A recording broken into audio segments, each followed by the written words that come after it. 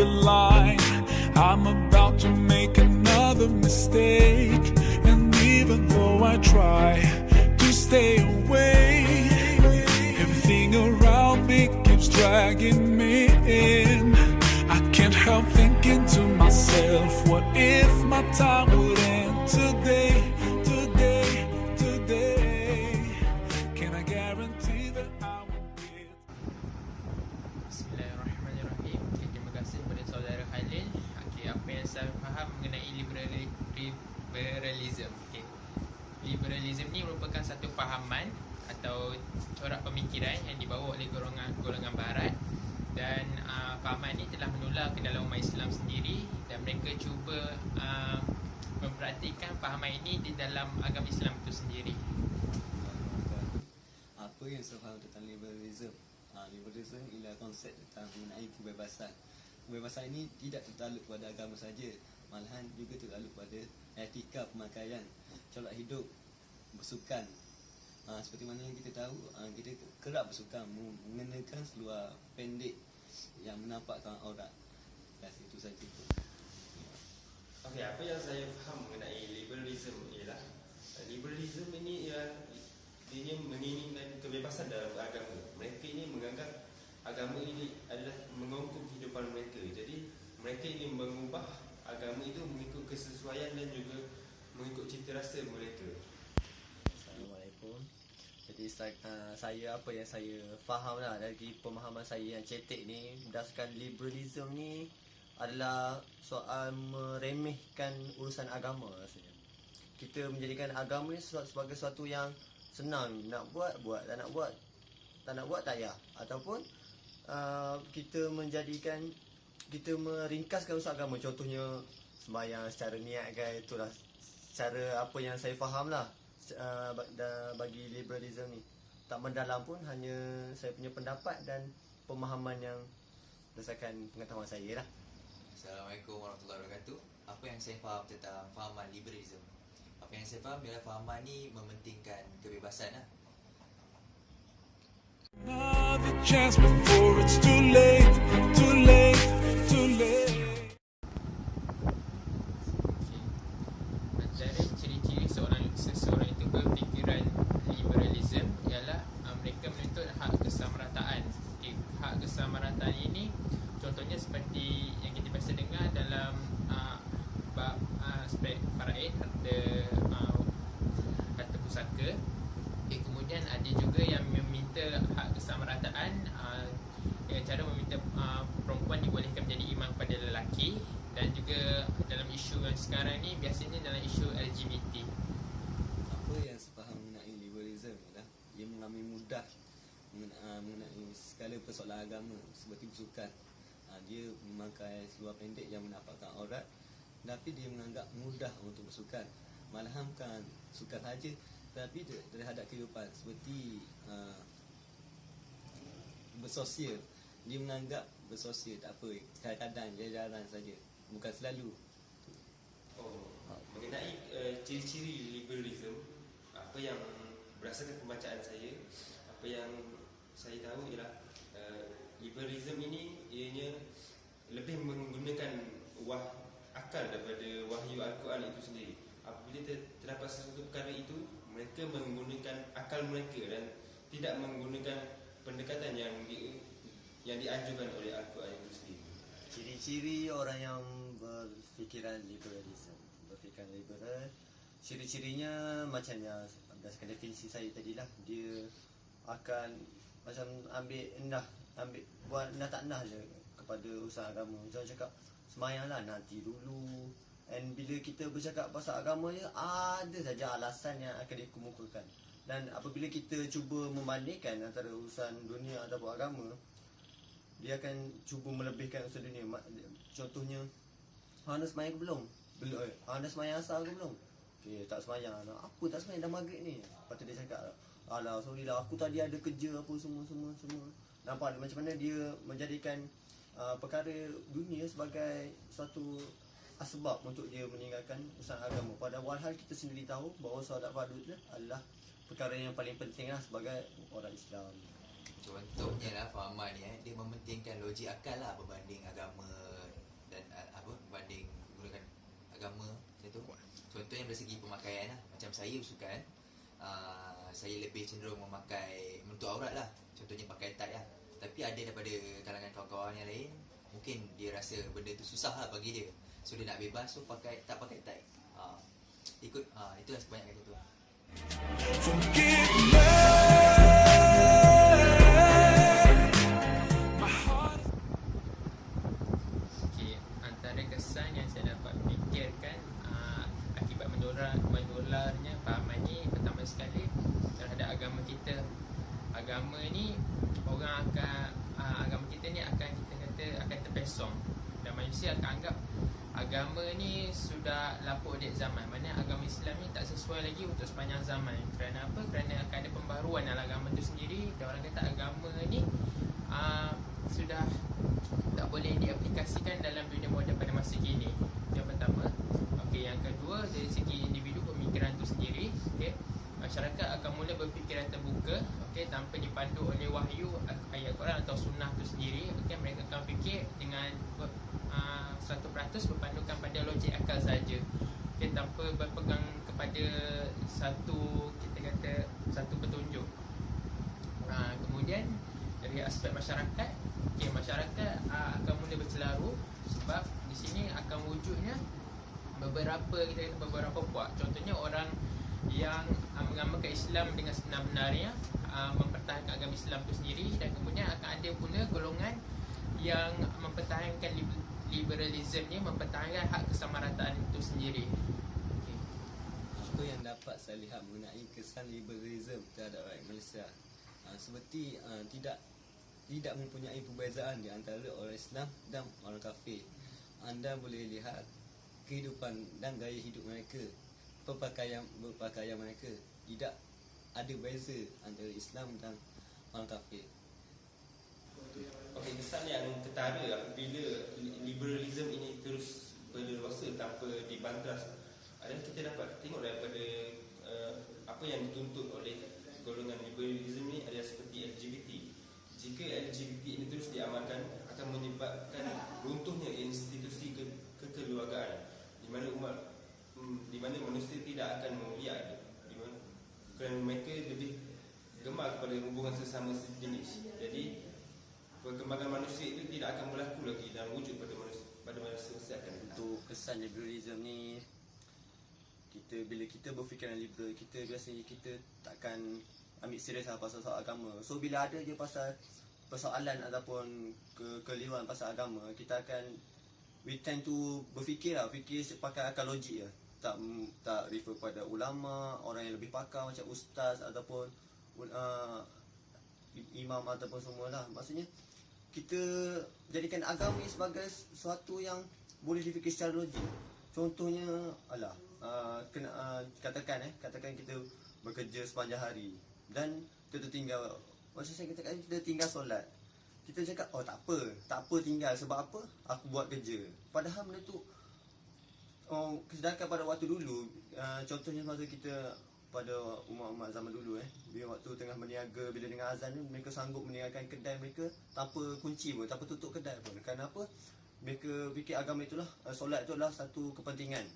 Tapi sekarang ni dia satu benda yang dah jadi satu benda yang total complete different thing lah. Di mana kita akan hold solat dulu sampailah kerja dunia selesai. Jadi kesannya bagi saya dekat sini, kita akan jadi lara, leka, dan memang kita makin lama makin menyimpang dari jalan agama yang sebenar. Bagi saya lah, kesan fahaman ni membuat dia terlalu bebas lah bagi saya. Mungkin membuatkan umat Islam tu sendiri goyah disebabkan terlalu bebas dan tidak berpegang kepada Al-Quran dan Sunnah. Full of regret. Forgive me. Okey, pada saya kenapa masyarakat begitu tertarik dengan fahaman ni? Yang pertamanya disebabkan perkara ni tidak kita berpautan dengan agama itu sendiri. Maknanya dalam fahaman liberalism ni, agama tu diketepikan, maka agama dan fahaman ni merupakan perkara yang berbeza.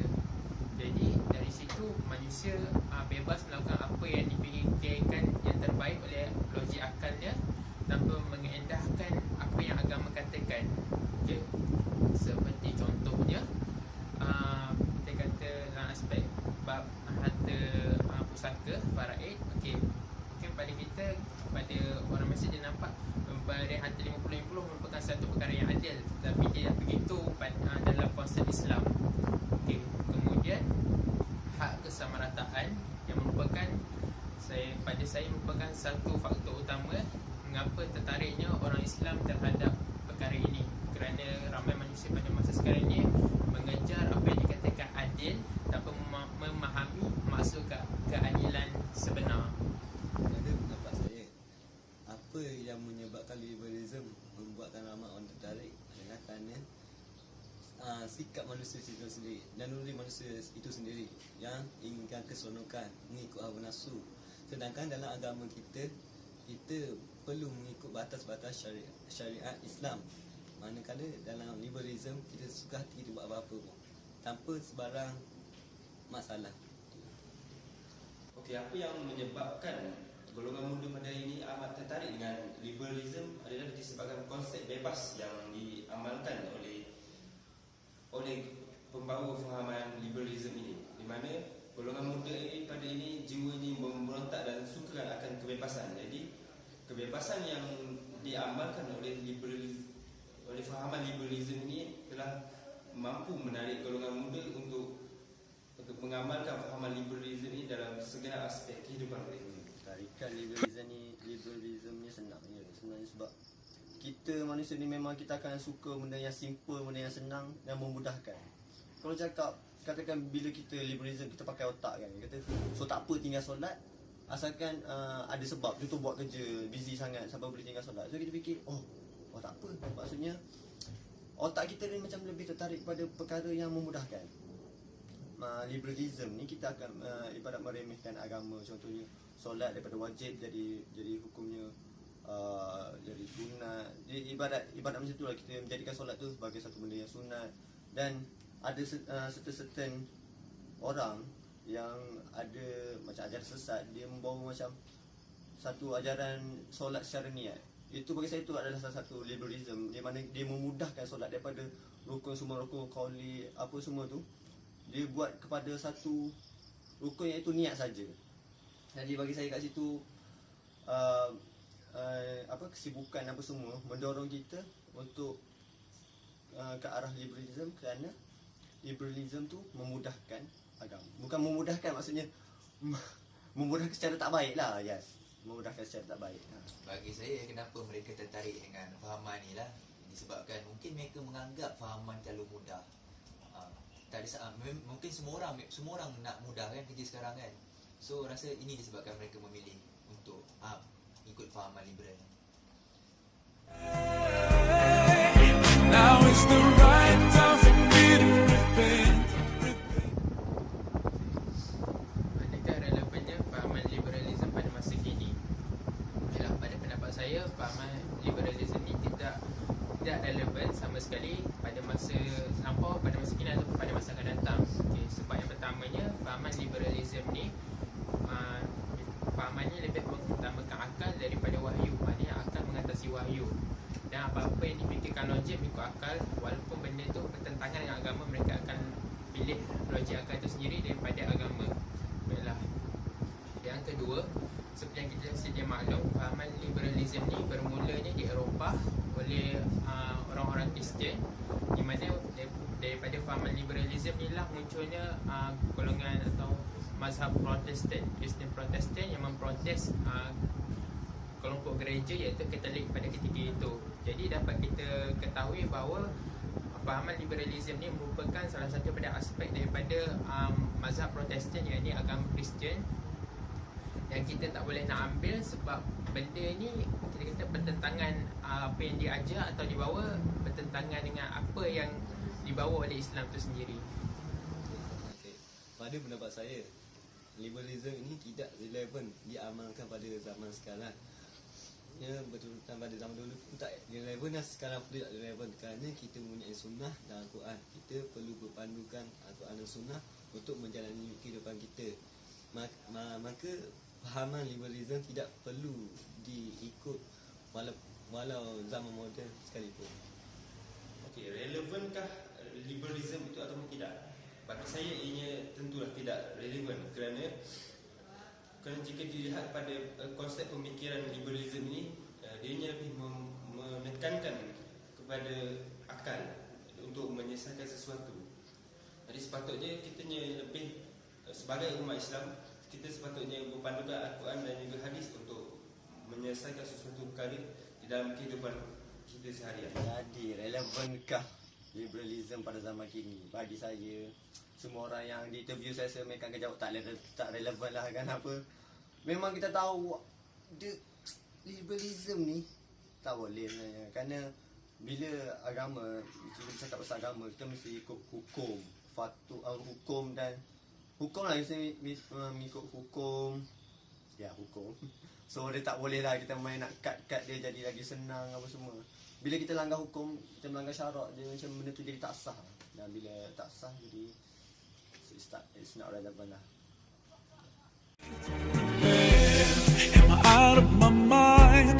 What did I do? Apa yang difatwakan oleh ulama, terus terang saya minta maaf dan saya tak tahu. Tapi pada pandangan saya sendiri, perkara ini mungkin ditegah kerana fahaman ini secara langsungnya dapat kita lihat bertentangan dengan apa yang diajar oleh Islam itu sendiri. Fatwa mengenai liberalism ini saya tidak tahu. Tapi pada pendapat saya, liberalism ini akan menyosongkan akidah masyarakat sekarang muda-mudi, tidak kira umur, sama ada dewasa atau kanak-kanak, yang akan merosakkan masyarakat kita dari kecil hingga dewasa. Berkenaan dengan fatwa mengenai liberalism ni, saya tidak berpasti.